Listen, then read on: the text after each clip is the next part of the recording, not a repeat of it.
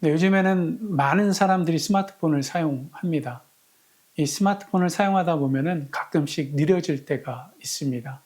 그리고 바이러스 같은 것이 먹어가지고 또 먹통이 될 때도 있죠. 이때 한 가지 시도해 볼 만한 것이 있는데 그것이 뭐냐면은 팩토리 리셋입니다. 그러니까 공장 초기화하는 건데요. 어떤 조작 방법을 통해 가지고 전화기를 처음 샀을 때 그때로 돌리는 그런 기능이 스마트폰에 있습니다.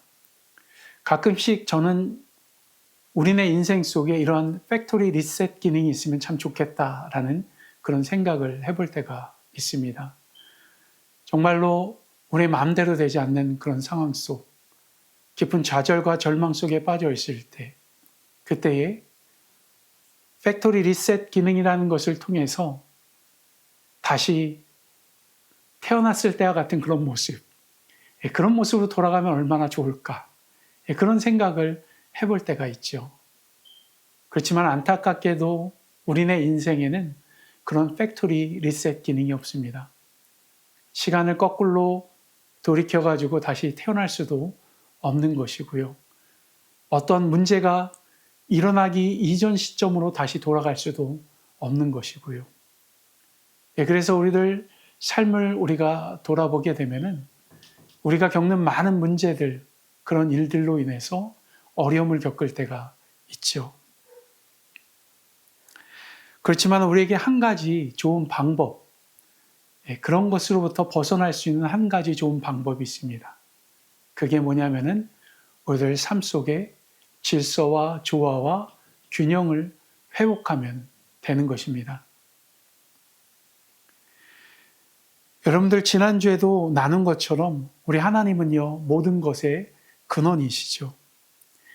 우리가 그 하나님을 바라보면서 올바른 질서와 조화와 균형을 회복하면은 정말 우리들 삶 속에 드리워진 많은 문제를 해결할 수 있는, 실타래를 풀 수 있는 그런 일들이 벌어지게 되는 것입니다. 실제로 우리의 삶에 드려진 많은 문제들을 살펴보면요. 질서가 깨져서, 때론 조화로움이 깨져서, 때로는 균형이 깨져서 생기는 일들이 상당히 많습니다. 그런데 그러한 일들을 자세히 또 들여다보면은 조화로움이 깨지게 되면, 흔히 타인과의 어떤 조화로움이 깨지다 보면은 어떤 일들이 벌어지냐면은 그 사람과 나 사이에 있었던 질서도 깨지고 균형도 깨지는 것을 우리는 보게 됩니다. 그뿐만 아니라 균형이 깨졌을 때도 똑같습니다. 균형이 깨지면은 질서도 깨져버리게 되고 조화로움도 깨지게 되죠.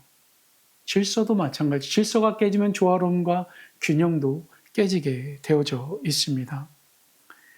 그만큼 이 질서, 조화, 균형 한 가지만 깨지더라도 우리네 인생에 많은 문제와 많은 어려움이 생길 때가 있는 것이죠.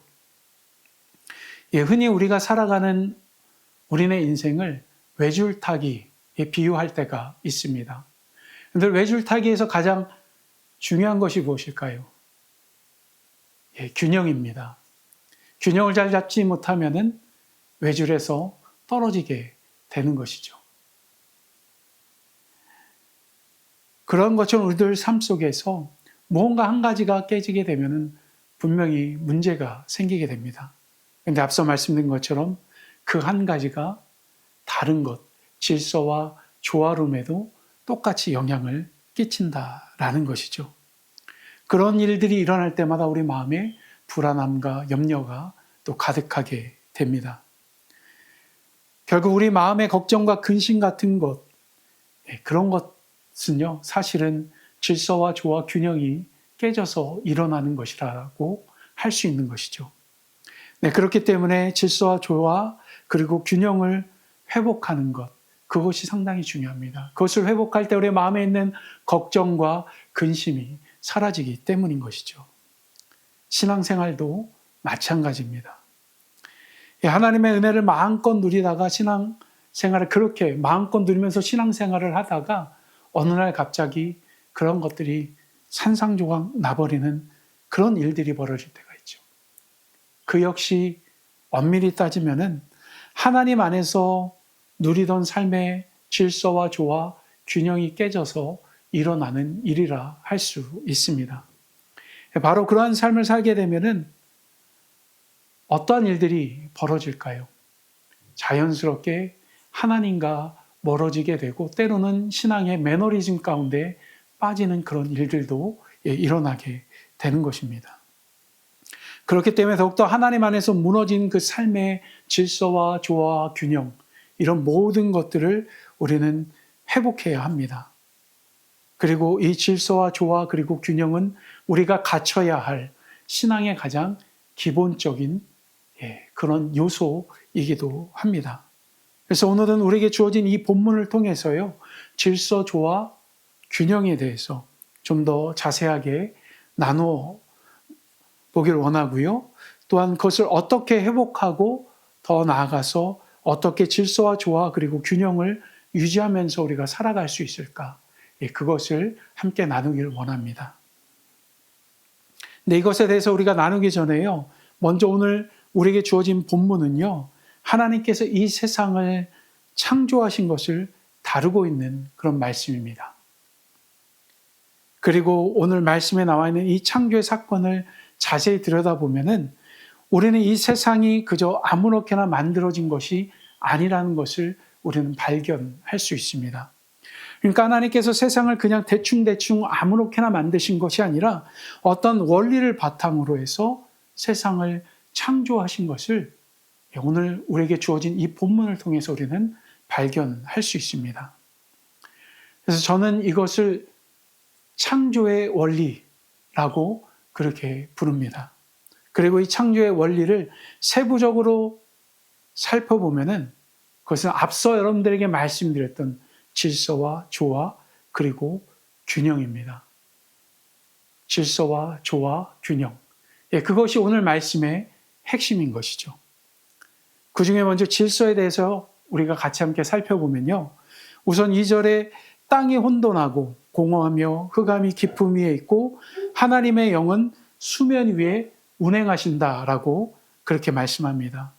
특별히 이 말씀 속에서 우리가 주목하고 또 자세히 살펴봐야 하는 그런 단어들이 나오는데요. 그것이 뭐냐면은 혼돈과 공허 그리고 흑암이라는 그런 단어입니다. 그러니까 어떤 형태를 제대로 갖추지 않고 무질서하고 어지러운 그런 상태를 의미하는 혼돈, 그리고 텅 비어 있는 그 상태를 의미하는 공허, 그리고 어둠을 의미하는 흑암이란 이 세 단어가 2절에서 사용되고 있는 것이죠. 자, 그러면 종합적으로 이 혼돈, 공허, 흑암이란 단어가 의미하는 것이 여러분들 무엇이겠습니까? 한마디로요, 어둡고 무질서하며 아직 아무것도 없는 그런 상태를 말하는 것입니다. 그래서 결국 이런 단어들을 통해 가지고 우리가 알 수 있는 것은요, 바로 하나님께서 무질서한 상태에서 제일 먼저 질서를 확립하는 것으로부터 창조 사역을 시작하셨다라는 겁니다. 그런데 그뿐만이 아니죠. 하나님께서 질서 있게 세상을 창조하신 것에 대한 증거들이 오늘 말씀에 또 있는데요. 그것은 바로 하나님께서 세상을 창조하실 때에 첫째 날, 둘째 날, 셋째 날 이렇게 순차적으로 창조의 날을 정해가지고 그렇게 각 날마다 하나님께서 하나하나 순차적으로 이 세상을 정말로 질서 있게 만드신 것을 오늘 본문을 통해서 우리는 볼 수 있습니다. 그 다음으로 두 번째 창조의 원리인 조화에 대해서 또 살펴보면요. 이것은 마치 화가가 빈 도화지에 그림을 그리기 시작할 때 제일 먼저 구도를 잡은 후에 밑그림을 그리고 점점 구체적으로 스케치를 또 해 나가면서 그에 맞는 색을 조화롭게 칠해 나가는 것, 그것을 생각하시면은 아마 쉽게 이해할 수 있을 거예요. 그러니까 하나님께서 이 세상을 창조하실 때에 마치 아무것도 없는 빈 도화지 같은 그런 상황에서, 그런 상태에서 그냥 아무렇게나 손 가는 대로 그림을 그려낸 것이 아니라 바로 순차적으로, 그리고 아주 질서 있게 각 날마다 창조된 피조물들이 서로 잘 조화를 이루고 또한 어우러지도록 이 세상을 창조하신 것입니다. 그리고 이 조화로움의 특색을 또 오늘 본문에서 우리는 볼 수 있는데요. 그 중에 먼저 첫째 날에 하나님께서 하신 일을 보면요. 우선 모든 것의 기초가 되는 빛을 있게 하시면서 빛과 어둠을 나누시면서 빛을 낮이라 부르시고 어둠을 밤이라 부르신 것을 우리는 볼 수 있습니다. 어떻게 보면 하나님께서 바로 이 지구라는 커다란 도화지에다가 하나님 그분 자신이 구상하고 계시는 창조를 위한 가장 첫 구도를 잡으시는 것, 바로 그것을 보여주는 것이죠. 그리고 둘째 날부터 아주 조화롭고 세밀한 작업이 이제 들어가게 되죠. 우선 둘째 날에는 땅의 궁창과 하늘의 궁창을 나누셨고요. 셋째 날에는 하나님께서 바다와 육지를 나누신 다음에 각종 열매와 씨 맺는 채소를 두셨습니다. 그뿐만 아니라 이제는 열매와 그 씨 맺는 것들을 잘 자라게 그렇게 하시기 위해서 넷째 날에 하나님께서 해와 달을 만드셔서 세상을 비추게 하고 별을 만드신 것을 우리는 볼 수 있습니다. 또 다섯째 날에 하나님께서 물고기와 새들을 창조하셨고요.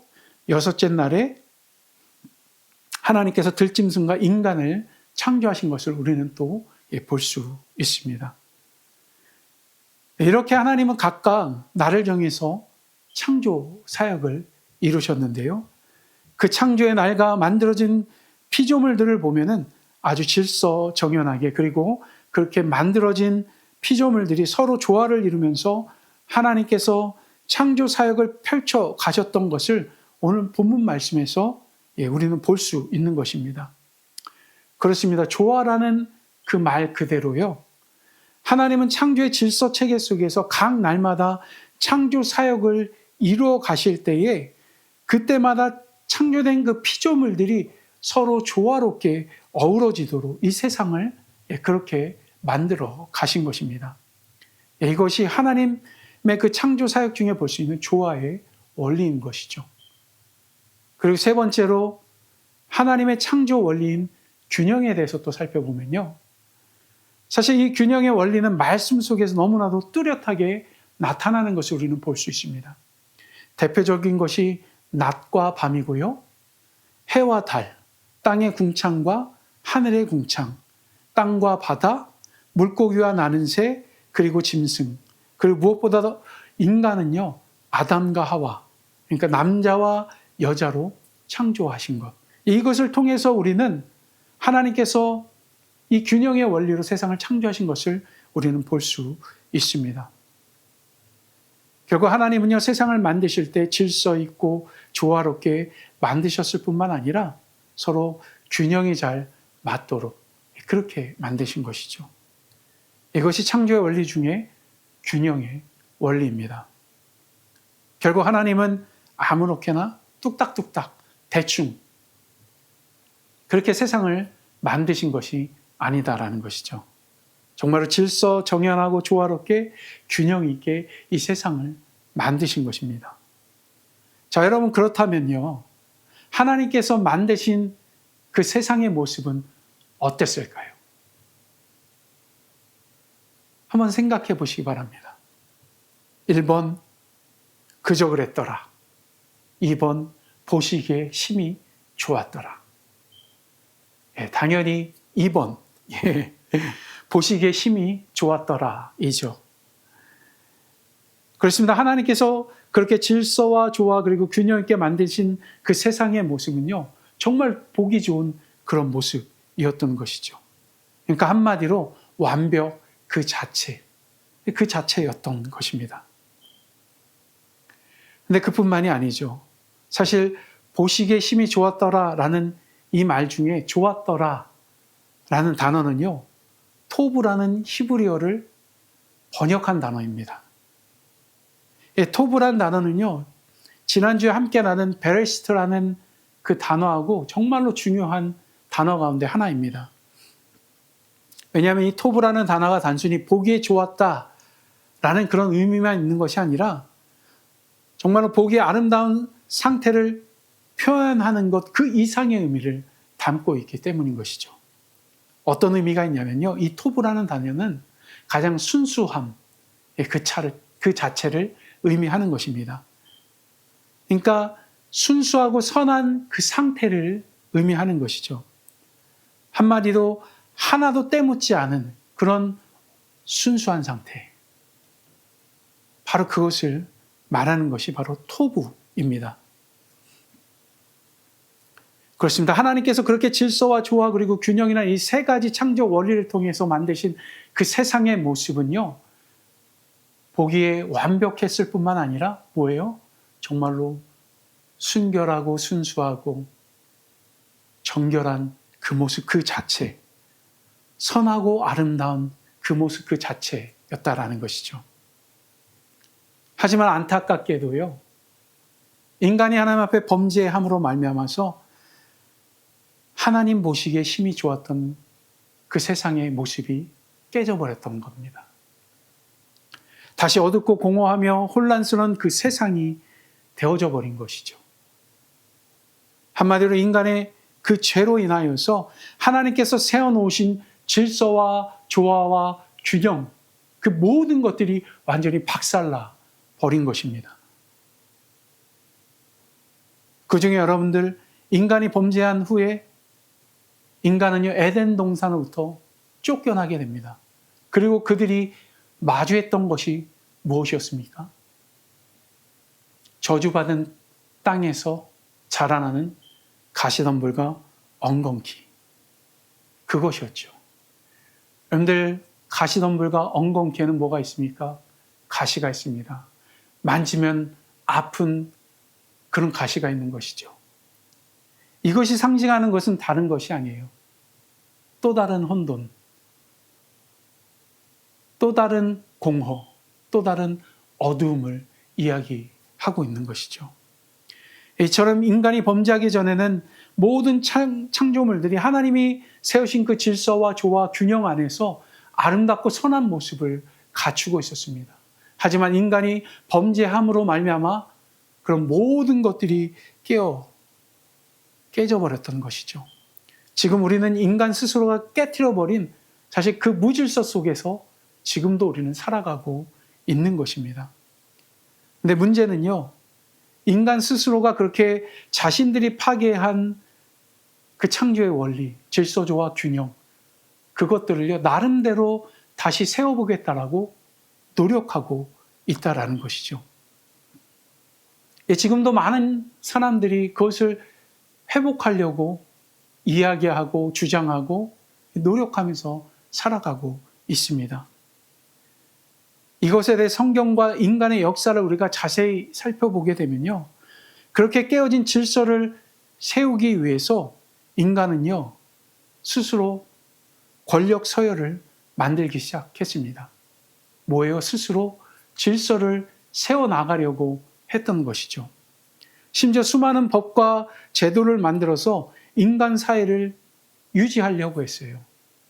그런 법, 질서, 이런 것들을 통해 가지고 나름대로 인간들끼리 서로 조화롭게 살게 하려고 노력했고 또 균형 잡힌 그런 삶을 살게 하려고 노력했던 것이죠.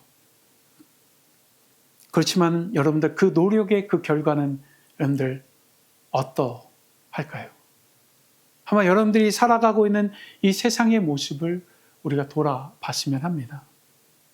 우리가 잘 알고 있는 것처럼 사회법이 존재해도요, 여전히 하나님이 이 세상을 만드셨을 때의 그 상태, 그러니까 가장 순수하고 선하며 아름다운 그 모습으로 돌아가 있는 그런 모습을 찾을 수 있나요? 결코 그렇지 않죠. 왜냐하면 지금도요, 여전히 세상은 무질서와 혼돈 속에 있기 때문입니다. 근데 사실 이렇게 깨어진 하나님의 창조 원리를 다시 바로잡는 것, 그것이요, 여러분들 어려운 데는요, 다 이유가 있어요. 다 이유가 있는 것이죠. 왜냐하면 그 깨어진 창조의 원리의 모든 기반이 사실 우리에게 있는 것이 아니기 때문이에요. 그 원리의 기반은요, 하나님께 있는 것입니다. 우리가 믿는 삼위일체 하나님은요, 그분 자체가 질서의 하나님, 조화의 하나님, 균형의 하나님이십니다. 이것과 관련해 가지고 창조의 세 가지 원리를 먼저 깊이 있게 생각해 보면은 우선 질서와 조화, 균형은 서로 긴밀하게 연결되어져 있는 것입니다. 쉽게 말해 질서가 깨지면요, 조화와 균형이 깨어질 수밖에 없는 것이고요. 조화가 깨지면 질서와 균형이 깨지고 또 균형이 깨지면 질서와 조화가 깨지게 되는 것입니다. 이처럼 세 가지 창조 원리는 서로 유기적으로 묶여 있는 거예요. 그렇게 얽혀 있는 것이죠.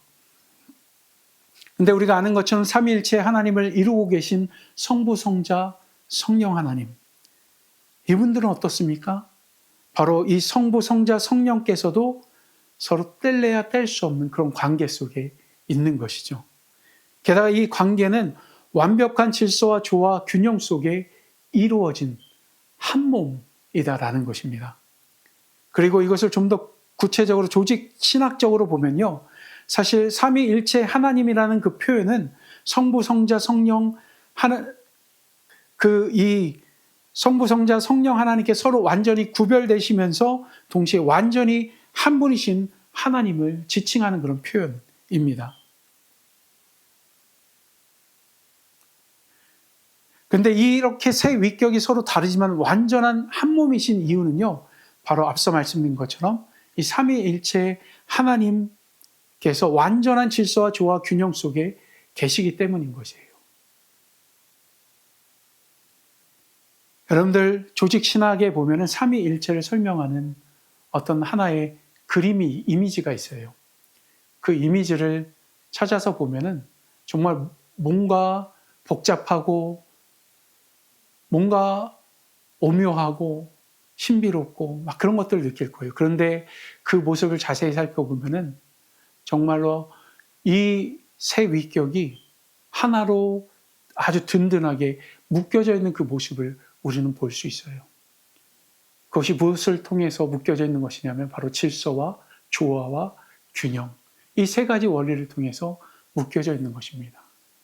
삼위일체 하나님은 바로 그런 분이십니다.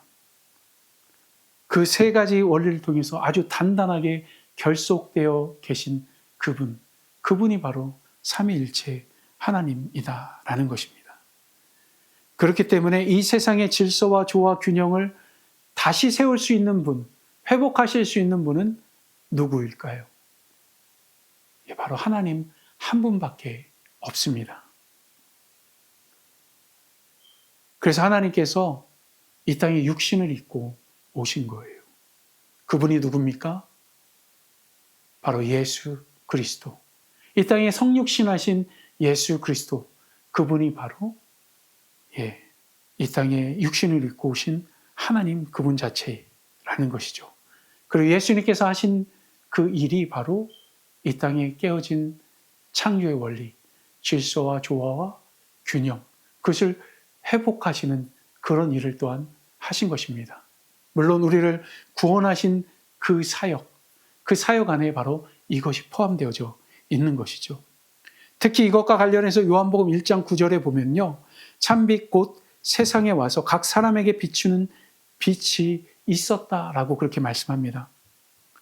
자, 그럼 방금 읽어드린 요한복음 1장 9절에 보면 참빛, 곧 세상에 와서 각 사람에게 비추는 빛이 있었다라고 하는데요. 여기서 빛은 누구를 지칭하는 것이죠? 다들 아시겠지만은 이 빛은 바로 예수 그리스도를 지칭하는 것입니다. 근데 이 말씀에 나오는 이 빛이라는 단어를 또 유심히 우리가 살펴볼 필요가 있는데요. 왜냐하면은 요한복음 1장 9절에 나오는 이 빛이요. 바로 오늘 본문 3절에 나오는 빛하고 같기 때문입니다. 우선 요한복음 1장 9절과 오늘 본문 3절에 나오는 빛에 대해서 말씀드리기 전에요. 이제 참고로 말씀드리고 싶은 것은요. 방금 말씀드린 빛은 우리가 보는 태양빛, 달빛, 별빛 뭐 이런 것하고는 완전히 다른 것이다라는 거예요. 그렇기 때문에 창세기 1장을 자세히 보면 3절에 나오는 빛을 14절에서 19절까지 말씀에 나오는 별빛이나 달빛 그리고 태양빛 이런 것하고 우리는 구별해야 합니다. 바로 이런 면에서 요한복음 1장 9절과 창세기 1장 3절에서 말하는 그 빛은 다른 것을 의미하는 것이 아니에요. 이 빛은요, 하나님 그분 자신을 의미하는 것입니다. 특히 그것을 우리가 자세히 살펴보면요, 오늘 본문 3절에서 하나님께서 빛이 있으라 하신 것은요, 하나님께서 혼돈과 공허 그리고 흑암 속에 있던 이 세상을 바로 하나님이 가지신 생명의 빛으로 비추시면서 동시에 창조의 원리 곧 질서와 조화 균형 안에서 창조 사역을 시작한 것하고도 같은 거예요. 그리고 이것과 관련해가지고 요한복음 1장 1절에서 12절까지의 말씀을 우리가 또 보면은 예수님을 빛으로 표현하면서 바로 그것은 인간에 의해 깨어져 버린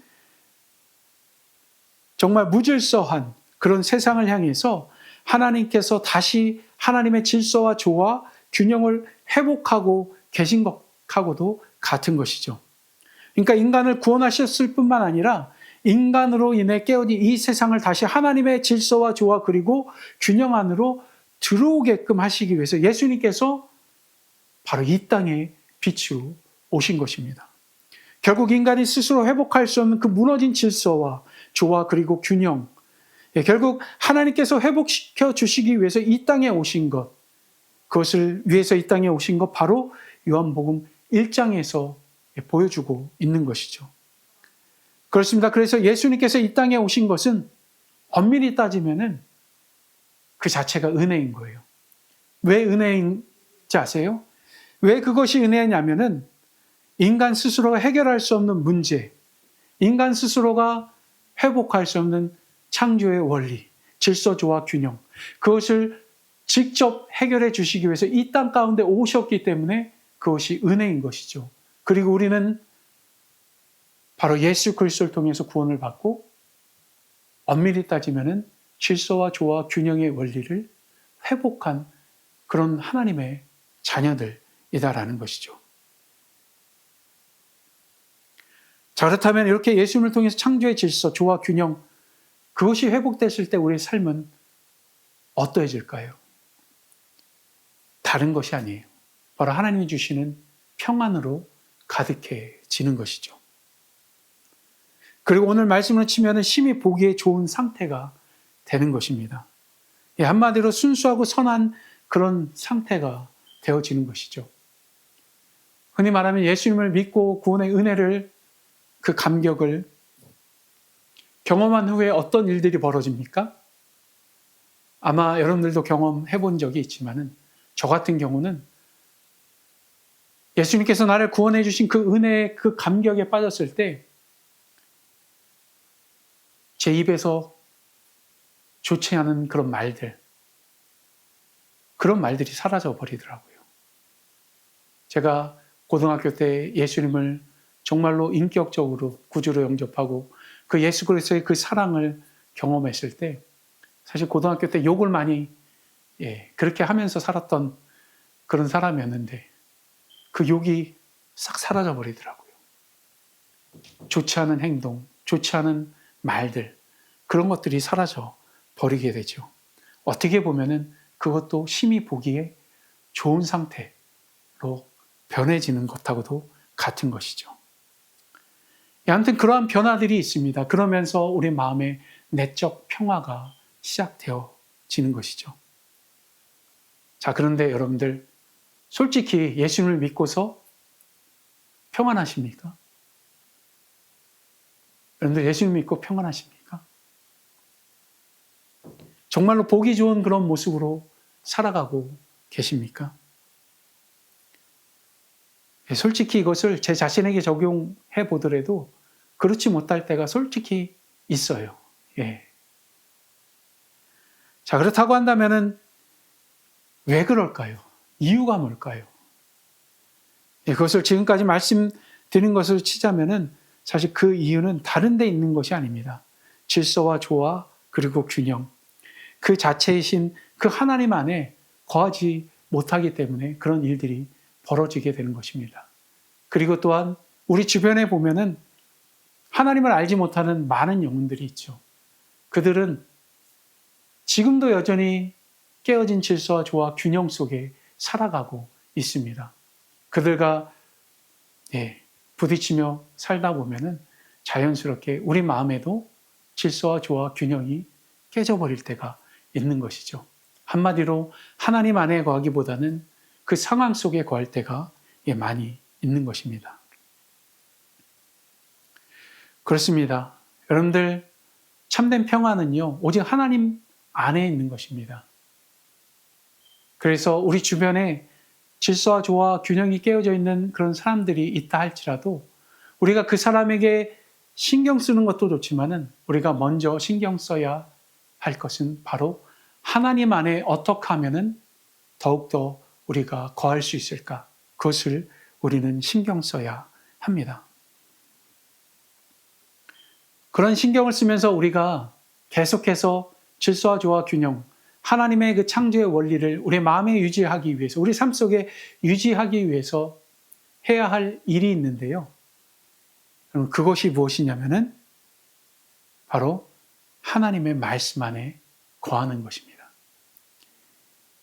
하나님은요, 항상 말씀을 통해서 우리를 이끄시는 그런 분이십니다.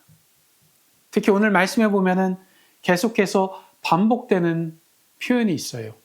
그 표현을 한번 쭉 살펴보면은 무엇이 반복되죠? 바로 하나님이 이르시되, 개역 한글을 보시는 분들 같은 경우는 하나님이 가라사대, 그렇게 계속 반복되어지죠. 분명히 하나님은요, 말씀을 통해서 이 세상을 창조하셨습니다. 특히 하나님이 세상을 창조하셨을 때에 하나님의 말씀은요, 눈에 보이지 않는 그 창조의 원리, 질서, 조화, 균형을 바로 눈에 보이게 실제화시키는 그런 능력 그 자체였습니다. 그리고 중요한 것은 지금도 하나님의 말씀은 우리 삶에 계속해서 영향을 주고 있는 것이죠.